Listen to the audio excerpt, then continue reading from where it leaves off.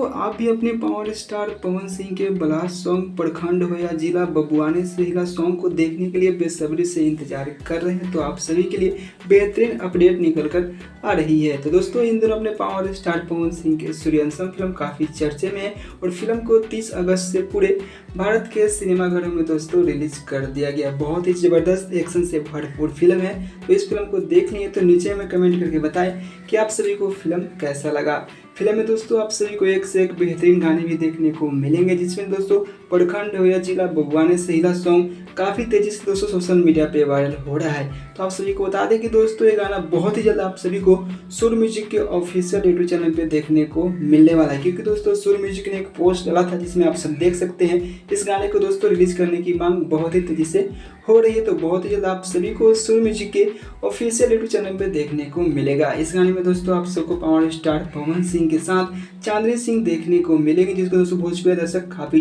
पसंद करते हैं। तो दोस्तों आप लोग इस सॉन्ग को देखने के लिए कितना ज़्यादा एक्साइटेड हैं, नीचे हमें कमेंट करके बताएं। वीडियो से लगा हो तो वीडियो को लाइक करें, चैनल को भी सब्सक्राइब कर सकते हैं ऐसे ही भोजपुरी की बेहतरीन वीडियो देखने के लिए। मिलते हैं दोस्तों अगली वीडियो में। Thanks for watching.